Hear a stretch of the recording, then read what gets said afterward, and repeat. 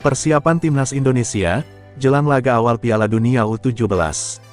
Calon pemain naturalisasi baru Timnas Indonesia, 1 penyerang dan 1 gelandang. Lini pertahanan Timnas Indonesia, diisi pemain Liga Inggris. Ungkap kelemahan pemain Indonesia, Sintayong senang punya pemain naturalisasi. Statistik 5 laga terakhir Timnas Indonesia, jelang kualifikasi Piala Dunia 2026.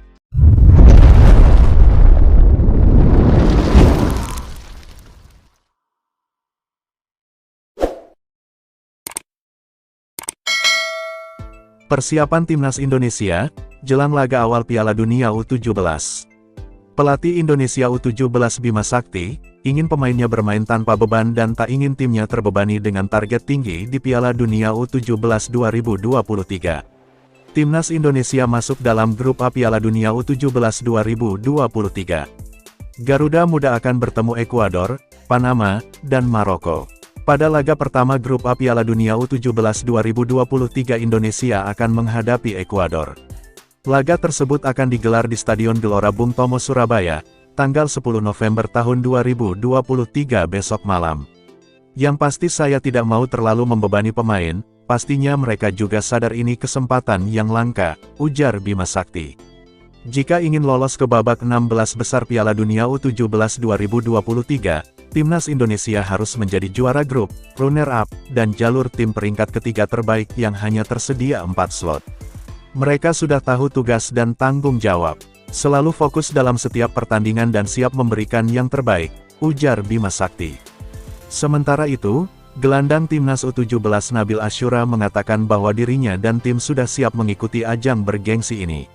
Apalagi persiapan sudah dilakukan dengan matang. Tim sudah dipersiapkan dengan baik. Saat ini kami latihan taktikal dan strategi. Kalau untuk chemistry antar pemain sudah semakin baik dan kompak, kata Nabil.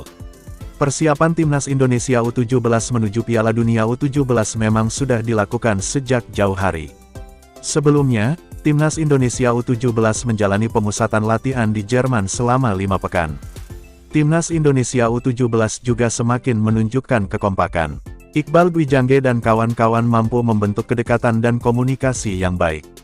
Di samping itu, Kapten Timnas U17 Iqbal Gwijangge punya permintaan kepada supporter tanah air agar bisa membuat ciut tim lawan saat bertemu Timnas Indonesia. Karena kami main di tanah sendiri, saya harap semua supporter bisa hadir full di stadion.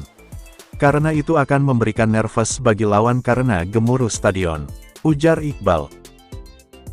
Calon pemain naturalisasi baru Timnas Indonesia, 1 penyerang dan 1 gelandang. Saat ini, PSSI tengah sibuk melakukan proses naturalisasi 5 pemain untuk Timnas Indonesia. 3 diantaranya sudah diproses yakni Justin Hubner, Jay Izes dan Nathan Chuaon. Sedangkan 2 pemain lainnya masih dirahasiakan oleh anggota Exco PSSI Arya Sinulinga. Namun terdapat bocoran dari Arya terkait 2 pemain calon naturalisasi ini.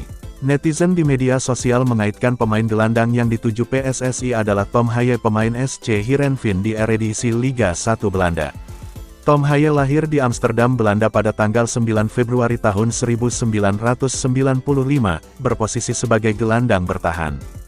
Hubungannya dengan Indonesia berasal dari kakeknya yang merupakan warga asli Sulawesi Utara.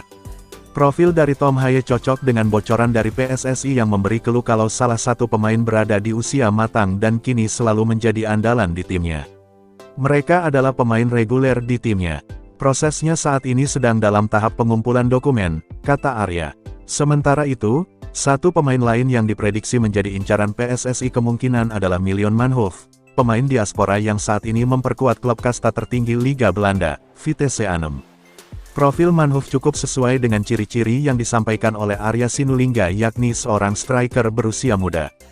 Milan Manhoef diketahui masih berusia 21 tahun dan sejauh ini selalu menjadi andalan di timnya dengan sudah mencetak 2 gol dan 1 assist dalam 11 laga musim ini. Selain Tom dan Manhoef, banyak nama lain juga dikaitkan netizen Indonesia mengenai 2 calon pemain naturalisasi baru yang dirahasiakan PSSI ini, seperti Ilyas Alhaf, Ragnar Uratmangun dan Delano van der Heijden. Lini pertahanan Timnas Indonesia, diisi pemain Liga Inggris. Nuansa Liga Inggris semakin terasa di Timnas Indonesia. Pernyataan itu tak berlebihan mengingat Justin Hubner dan Nathan Chuaon tak lama lagi bakal mengenakan jersey skuad Garuda. Berikut ini profil 3 pemain keturunan Indonesia yang merumput di Liga Inggris. Yang pertama ada nama Elkan Bagot. Elkan Bagot merupakan bek tengah andalan timnas Indonesia di bawah kepelatihan Shin Tae-yong. Saat ini, Elkan sedang memperkuat klub Championship, Ipswich Town.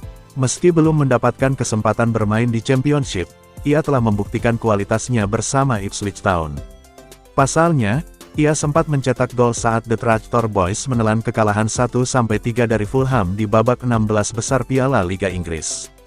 Ia juga bermain 90 menit saat Ipswich Town menjamu Wolves di babak 32 besar pada kompetisi yang sama. Selanjutnya ada Nathan Chuaon. Nathan Chuaon merupakan pemain keturunan Belanda Indonesia yang saat ini sedang menjalani proses naturalisasi. Pemain berusia 21 tahun itu saat ini memperkuat Swansea City di kasta kedua Liga Inggris Championship.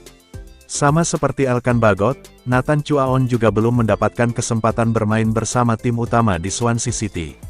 Namun, ia sempat diturunkan selama 45 menit saat Swansea City U21 meraih kemenangan 5-0 atas Charlton U21 pada kompetisi Liga Premier Inggris U21.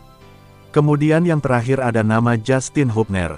Saat ini, Justin Hubner sedang memperkuat Wolves U21.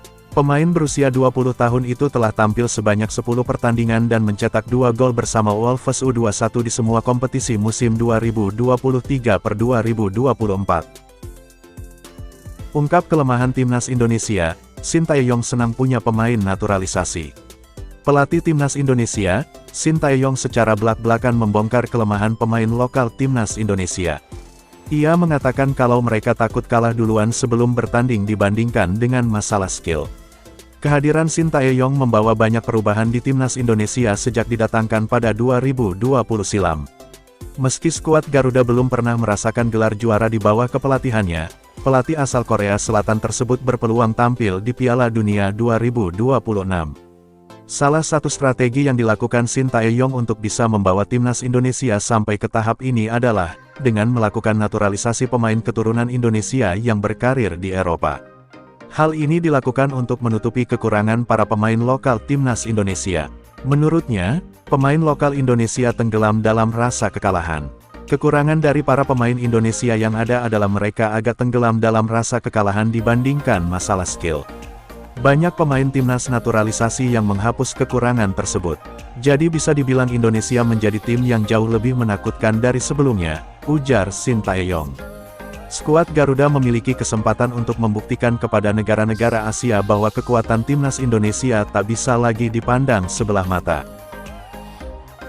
Statistik 5 laga terakhir timnas Indonesia, jelang kualifikasi Piala Dunia 2026. Berikut rangkuman 5 laga terakhir timnas Indonesia. Yang pertama, Indonesia vs Palestina. Rabu, tanggal 14 Juni tahun 2023 Indonesia bertemu Palestina dalam laga persahabatan. Skuad Garuda harus puas dengan skor imbang tanpa gol di Stadion Gelora Bung Tomo, Surabaya. Timnas Indonesia mencatatkan penguasaan bola 59% berbanding 41% dari Palestina. Pertandingan kedua, Indonesia vs Argentina. Timnas Indonesia beruntung bisa menjamu juara Piala Dunia Qatar 2022 pada laga persahabatan tanggal 19 Juni 2023 di Stadion Gelora Bung Karno. Pada laga itu, Indonesia menelan kekalahan dengan skor 0-2. Gol pertama Argentina dicetak oleh Leandro Paredes dengan tendangan keras dari luar kotak penalti. Sedangkan gol kedua terjadi melalui sundulan Cuti Romero. Laga ketiga, Indonesia vs Turkmenistan. Pada laga ini Indonesia berhasil menang dengan skor 2-0. Gol Indonesia dicetak oleh Dendi Sulistiawan dengan gol cantik tendangan voli dari luar kotak penalti. Sedangkan gol kedua dilesatkan oleh Egy Maulana Fikri. Dua laga terakhir, Indonesia vs Brunei Darussalam. Laga Indonesia vs Brunei dimainkan 2 leg dalam pertandingan putaran pertama kualifikasi Piala Dunia 2026. Pada laga kandang Indonesia menang dengan skor telak 6-0, dan di laga tandang Indonesia tetap meraih hasil yang sama dengan total agregat 12-0.